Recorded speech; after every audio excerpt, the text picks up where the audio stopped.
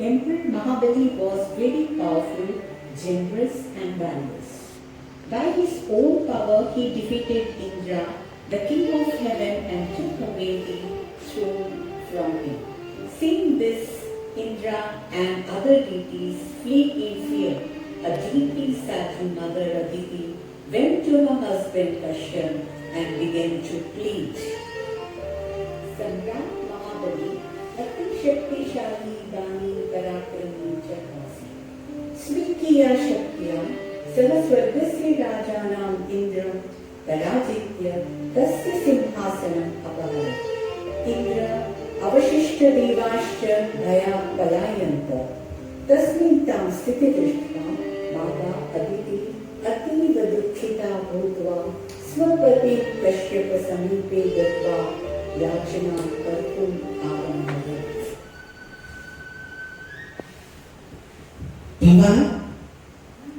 भवा किं मम पुत्राणि दश न जानाति? तस्मात् विपदबुद्धर्थम् उपायं किमपि कथयतु. देवी, सर्वम् ईश्वरस्य इच्छानुसारं भवति. द्वादशदिनं पयोव्रता अनुष्ठानं कृत्वा भगवान् विष्णु प्रार्थना करोतु. सः निश्चयेन भवत्याः मनक्लेशस्य निवृत्ति दास्यति. सर्वं सम्यक् भविष्यति. अस्तु देव, अद्यैव पयोव्रता आरम्भं करिष्यामि. तथास्तु.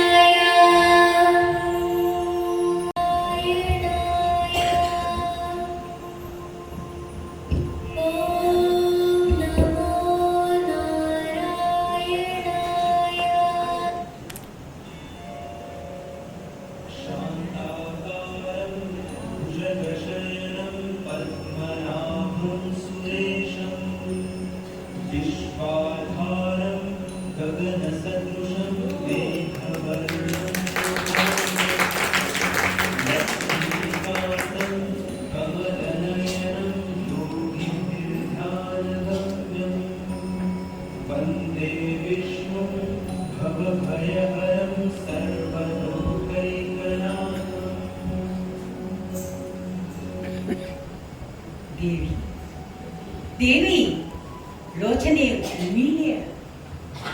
प्रभो, तव दर्शनं प्राप्नोति मम भाग्यं. मम प्रणाम स्वीकरोतु प्रभो. तव प्रार्थनया अहम् अतिसन्तुष्टो भवम्. तं किं वरम् इच्छसि? वदतु देवी, वदतु. हे भगवान्, सर्वं भवान् जानाति.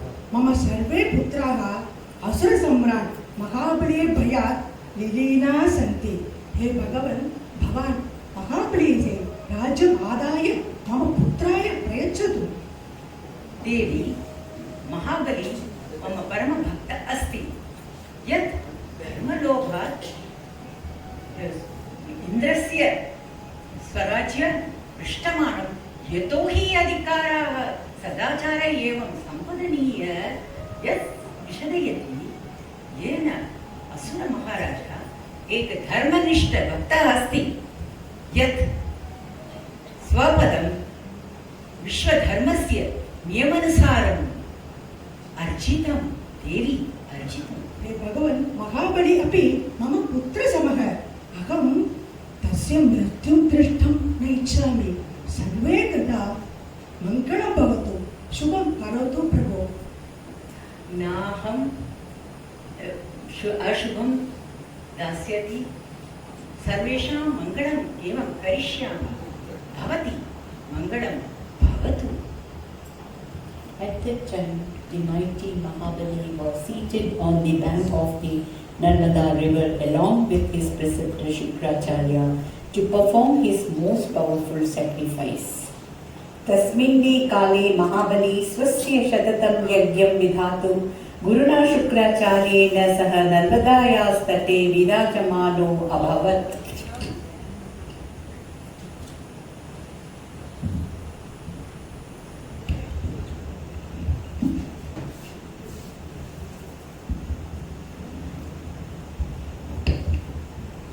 विधातुं गुरुणा शुक्राचार्येण सह नर्मदायास्तटे विराजमानो अभवत्।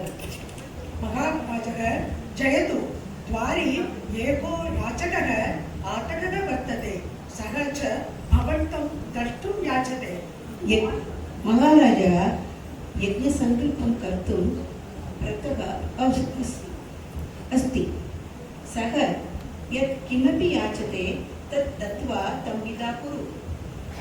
देव मया तस्मै दानस्य वचनं दत्तः परं शतु महाराजम् एव मेलितुं हठं करोति। बालकः कः अस्ति तं आनय।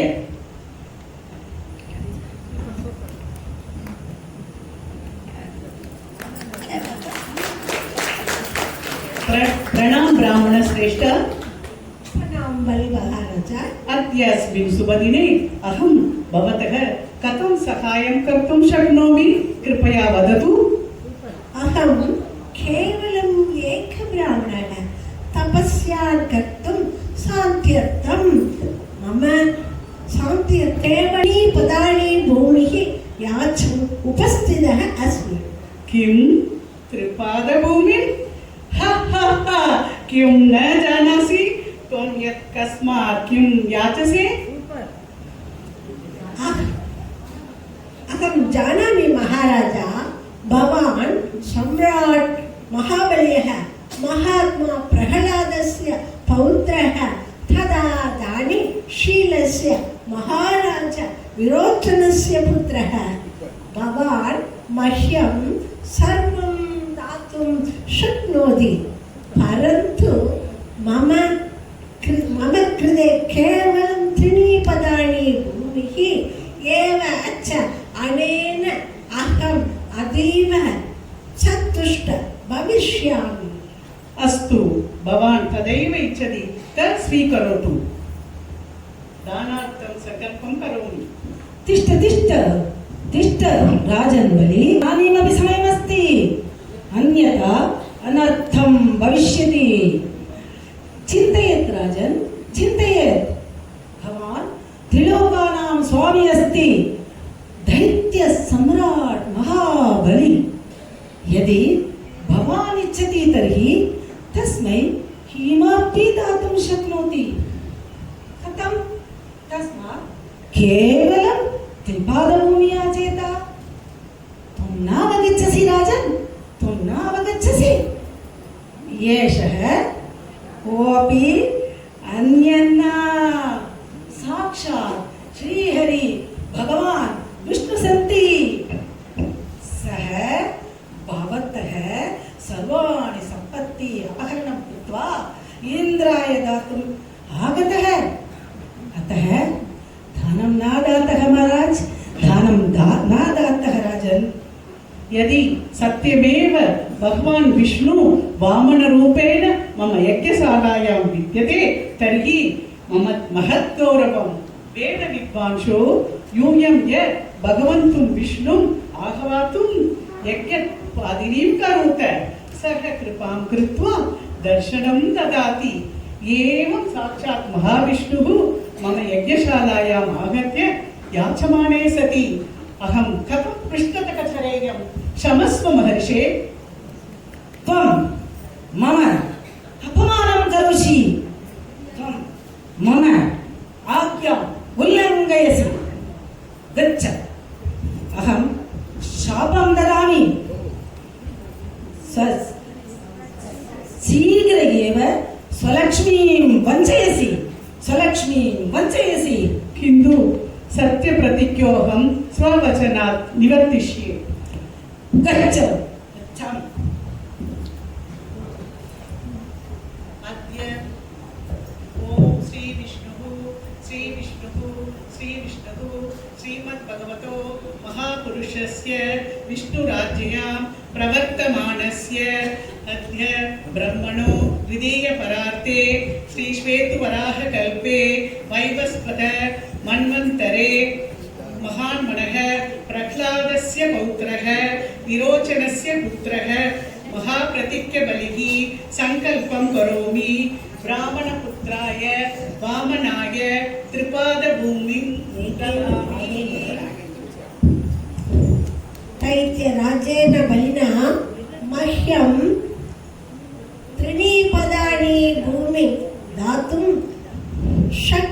लोकः अपरेण स्वर्गलोकः अधुना अतः द्वितीयपादं कुत्र गच्छामि?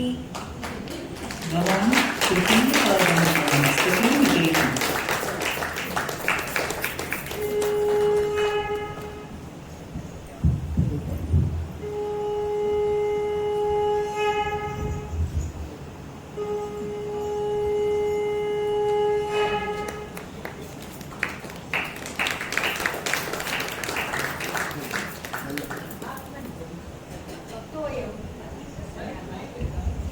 महाबली त्वक्तो वयम् अतिप्रसन्नाः स्मः। त्वया न गुरुशापस्य पर्वा कृता न च सर्वस्वस्य हानो। त्वया स्ववचनं परिपालितं तुभ्यम् अहं तत् स्थानं ददामि यत् महतां देवानामपि प्राप्तुं कठिनम्। सावर्णिके मनवन्तरे तुभ्यं मम परमभक्तस्य इन्द्रस्य पदं प्राप्स्यति। तावत् तत् त्वं सुतलोके स्वस्य पितामहस्य प्रहलादस्य सार्धम् आनन्देन निवसद्यसि। त्वं मां तत्र सदैव पार्श्वे एव पश्यसि।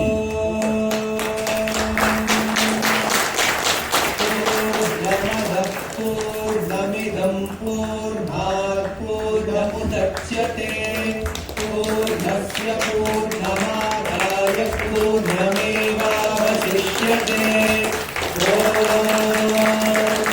शान्ति शान्ति शान्तिः। The actors are Mrs. Vanita as Dwarapalaka, Mrs. Radha Ramaswamy as Maharshi, Mrs. Lalita Subramaniam as Goddess Aditi, Mrs. Vijay Lakshmi Nagarajan as Rishi Kashyap, Mrs. Padmaja Rajagopalan as Shukracharya, Mrs. Rajalakshmi Kalyana Sundaram as Mahabali, Mrs. Rajam Shankar as Mahavishnu, and Mrs. Srimati Gurumurthy as Vaman.